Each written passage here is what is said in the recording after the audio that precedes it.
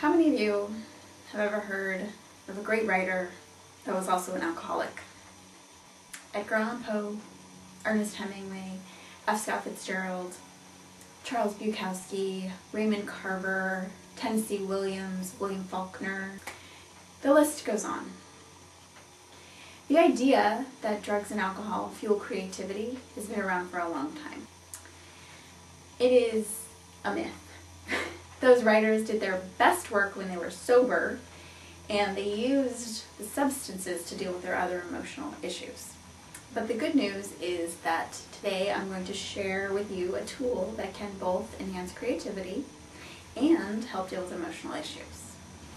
It involves no drugs or alcohol. It does, however, involve an altered state of consciousness. It's called hypnosis, or more accurately, hypnotherapy.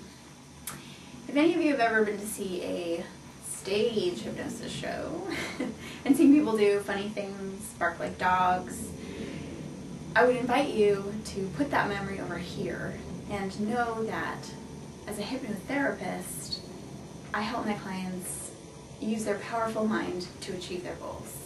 And so far it has not involved quacking like a duck or barking like a dog, but you never know.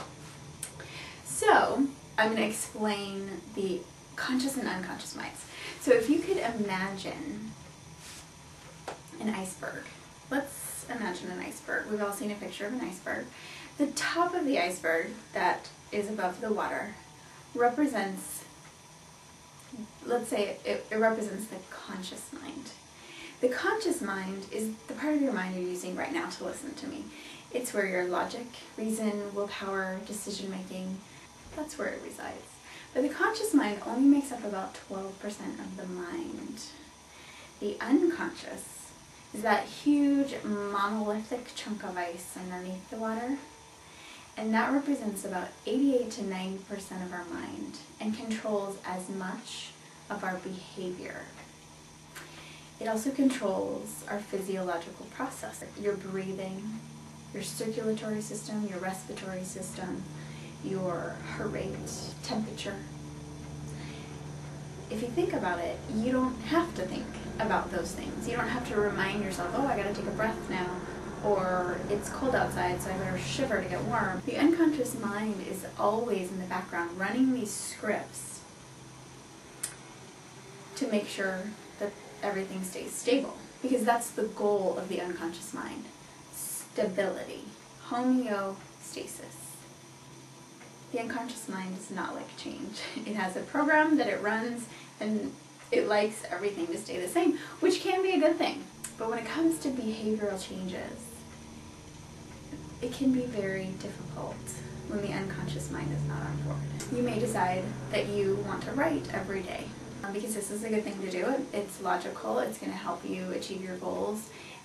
But you may find that if you haven't been writing every day for your whole life, the unconscious mind is going to say, no, danger, change, we don't like this, and you're going to experience a lot of resistance. That 88-12% tug of war could manifest in different ways. Let's say it's time to write and you just completely forget, or you have an uncontrollable need to clean your stove.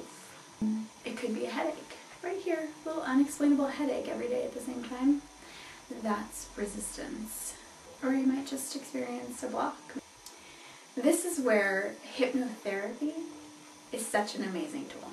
To simply explain it, using the power of hypnosis, we're able to go in and sort of open up that lid on the unconscious mind. Go in and reprogram your script so that you have 100% of you moving towards your goal. And when you have 100% of you moving towards your goal, rather than this, it works amazingly well. Many of you watching this may have experienced hypnosis, you may know a lot about it, maybe you aren't sure if you can even be hypnotized. The good news is that everyone can be hypnotized, and that hypnosis is in fact a natural state. It happens to you every day. Some of you may be in hypnosis right now. My favorite example of hypnosis and how we enter it every day is if you've ever been reading a novel or watching a movie and you've laughed out loud or cried, or felt your heartbeat faster. When you're sitting in an air-conditioned movie theater, you're in no physical danger. And yet, your mind accepted the suggestion that this is a scary scene, and so it changed your heart rate. That is hypnosis. Every night on your way to sleep and on wakening, you pass through the hypnotic state. If you've ever been writing, and that state that we call flow, where inspiration is just flowing and time doesn't exist, that's a hypnotic state. It's a state that we need to be able to access and control as writers, rather than waiting for it to happen to us. So, if you come into my office, or when you enroll in my hypno writing class, we'll have the opportunity to work together on motivation to write. In class, we'll be doing group journeys to connect with your creative inner guide. I'll teach you self-hypnosis and teach you how to get in and out of flow easily and effortlessly.